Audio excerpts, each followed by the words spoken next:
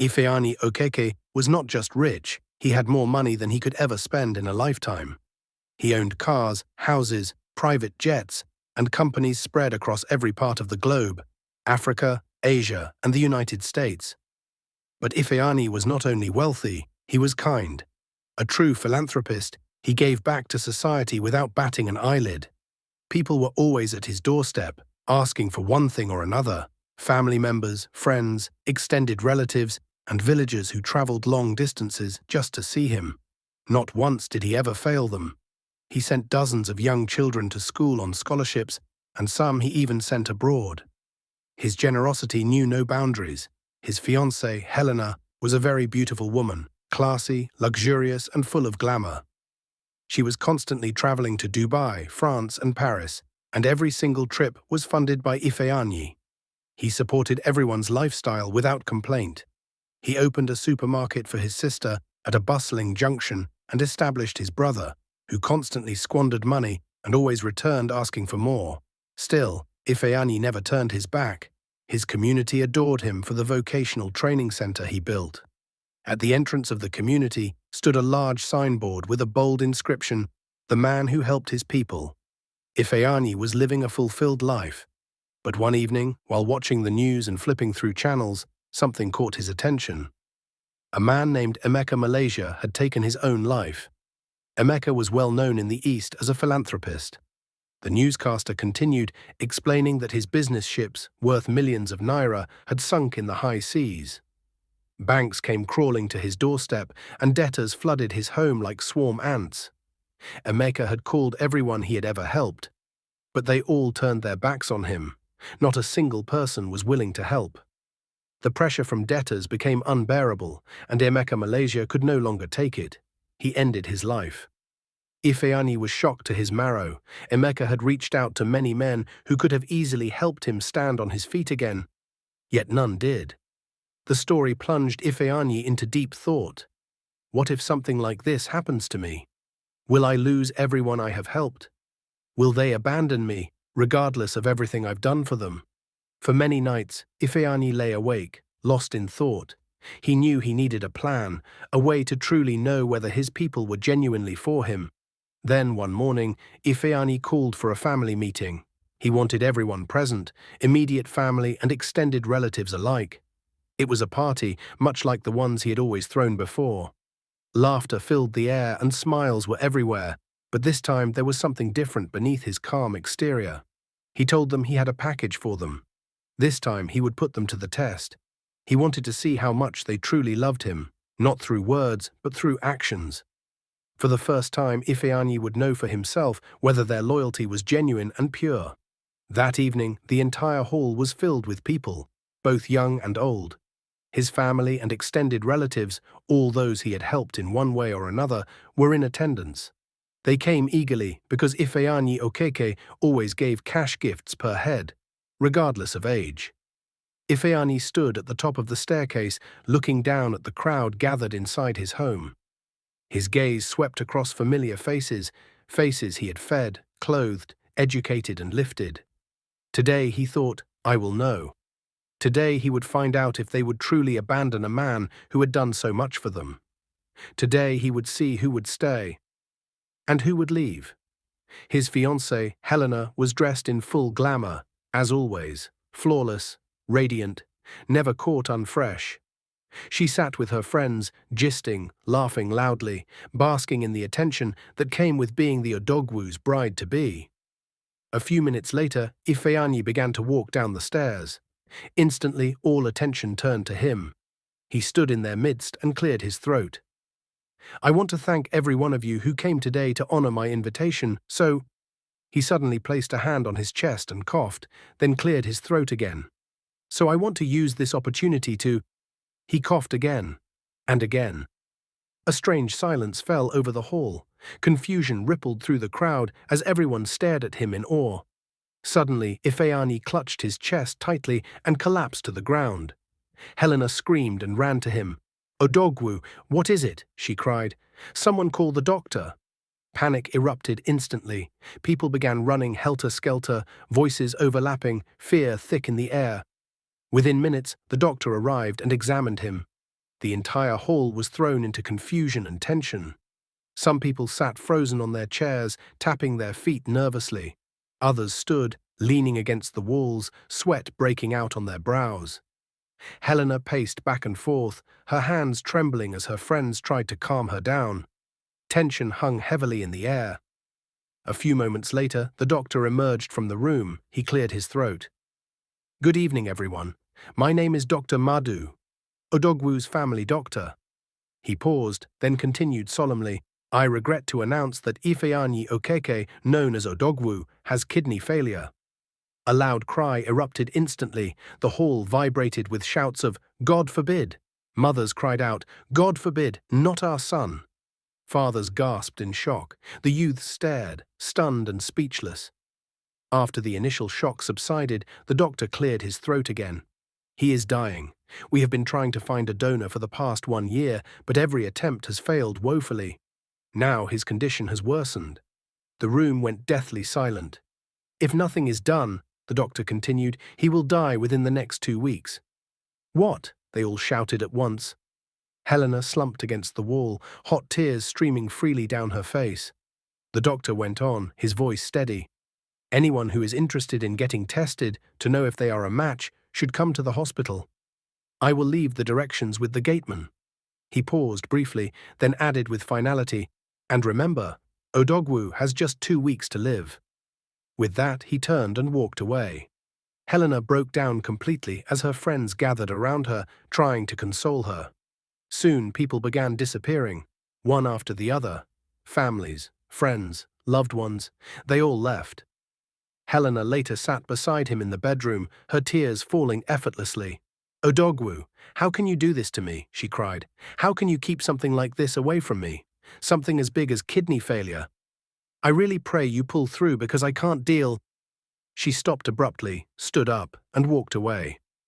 After the house had fallen silent, Odogwu rose and walked out to the balcony. He stood there, staring at his cars, his mansion, and all his assets, praying desperately that there was at least someone who truly cared about him. 3 days passed. No one showed up. Odogwu decided to call a few people he had helped directly, but none picked up his calls. No replies, no messages, no WhatsApp DMs. He called Helena. She didn't pick. Helena, on the other hand, sat comfortably in her living room, painting her fingernails when her phone began to ring. Her friend walked in. "Babe, are you not going to pick his calls?" Helena hissed and said nothing. On the 4th day, his siblings arrived. The first daughter scoffed. "You see where you landed yourself? All the people you helped over your family. Where are they now? I begged you to send my son abroad for university. You said you would send him for his master's there, but instead you sent Okiki's daughter on a scholarship to study nursing abroad." She shook her head bitterly. "God forbid that I will help a man who treats outsiders better than his own family." Junior, his younger brother, spat out angrily. "See yourself. Have you not seen that life is not what it seems? I begged you, Ifeanyi, to put me in your business, but you refused. Instead, you gave me 10 million naira to start a small shop." He laughed dryly. "With all the money you have, you gave your own blood just 10 million. He stood up abruptly. "May your soul rest in peace." When they walked out, Odogwu broke down and cried bitterly. These were the same people he had given everything to, the same people he had big plans for. His sister, for whom he opened a booming supermarket in a busy junction at GRA. His younger brother, whom he had given over 50 million naira, money he squandered repeatedly. He had asked him to enroll in classes and obtain his master's degree because he was not qualified to join the business. But his brother had refused outright, insisting only on being placed there. 1 week and 2 days passed. No one came, not even Helena. She refused to pick his calls. Odogwu was deeply disappointed. He had truly believed Helena loved him. He remembered how they used to be: pillow fights, shared laughter, quiet moments of joy. Now it was clear. It had always been about the money. A week and 5 days later, the doctor stood quietly in the room. "No one came," he said softly. Odogwu remained calm. He stared at the doctor for a long moment, then slowly looked away. There was no anger on his face, no tears, only a quiet, heavy stillness. The kind that comes after disappointment has fully settled. "You can leave now, doctor," he said softly. The doctor hesitated, searching his face, then nodded and walked out. The room fell silent again. That night, Odogwu did not sleep. He lay on his bed, staring at the ceiling, replaying everything in his mind. The faces, the words, the way they had all vanished once money was no longer guaranteed.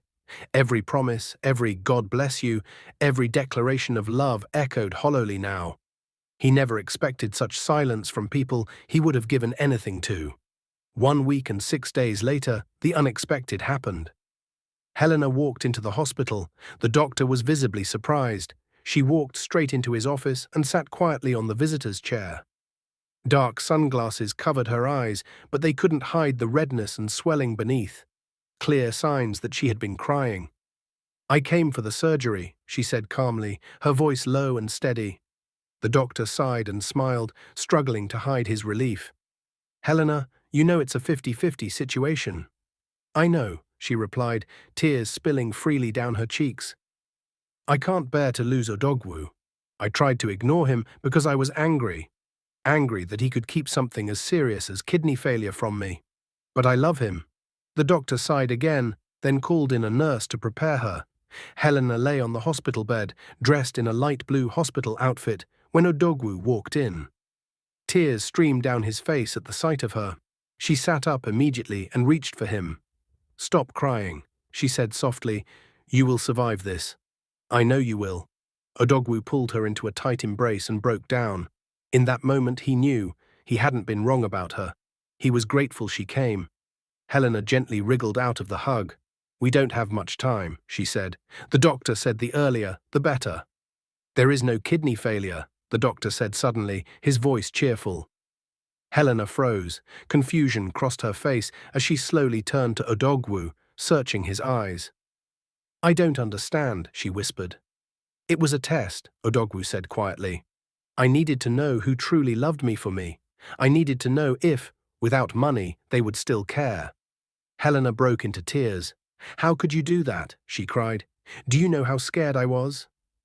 Odogwu pulled her into his arms and held her tightly. "I'm sorry. And I'm thankful, my love." They held each other for a long time. On the last day, Odogwu picked up his phone and made a call. "Call everyone," he said calmly. "Family, friends, villagers, everyone who attended the party. Tell them I want to see them one last time." The message spread like wildfire. By evening, the hall was filled again. They came cautiously this time, slower steps, forced sympathy on their faces, whispered conversations. Some wore mournful expressions, others avoided eye contact. The room went quiet. He stood up slowly, his posture straight, his face unreadable. He walked to the center of the hall just like before. The same place, the same people, but this time the air was different. "I called you all here today," Odogwu began, his voice steady, "because I wanted to say goodbye." Murmurs spread through the crowd. "I was told I had 2 weeks to live," he continued. "Today makes it 14th day." Some people bowed their heads, others wiped imaginary tears. "I spent my life helping people," he said. "I gave without counting. I lifted without asking questions. I believed love was real." He paused, letting his words sink in. "But when I needed help, no one came." The hall was silent now. You could hear breathing. Then Odogwu straightened his shoulders. "I have something else to tell you." He snapped his fingers. The same doctor walked in, this time with 2 other men in suits. "There is no kidney failure," the doctor announced clearly. Gasps filled the hall. "No donor problem, no 2 weeks to live." Shock spread like electricity. "This was a test," Odogwu said calmly, "a test to see who would stand by me when money was no longer guaranteed." He turned slowly, his eyes scanning the room. 3 days. No visitors. Calls ignored. Messages unread. He turned back to the crowd. "Today I know the truth." He raised a file in his hand. "These documents contain names of people who showed up, called, checked on me, or offered help without asking for money." He paused. "There are very few names here." The hall felt cold now. "From today," Odogwu continued, "my life changes. My money changes direction. My generosity changes owners." He looked at them one last time. Anyone who left me when I was dying should not come back when I am alive. Security stepped forward. Please escort everyone out. Panic broke out. People shouted, begged, explained. Odogwu, it was fear. I wanted to come. My phone was off. He turned away. As the doors closed behind them, Odogwu stood alone in the hall, not broken, not bitter, but awake. For the first time in his life, he was surrounded by silence instead of lies, and he smiled and pulled Helena into a hug. A few months later, Odogwu and Helena were married in a beautiful ceremony. Shortly after, they flew to London for their honeymoon. Life went on, clearer, quieter, and honest. If this story touched you, like, share, and subscribe if you haven't already.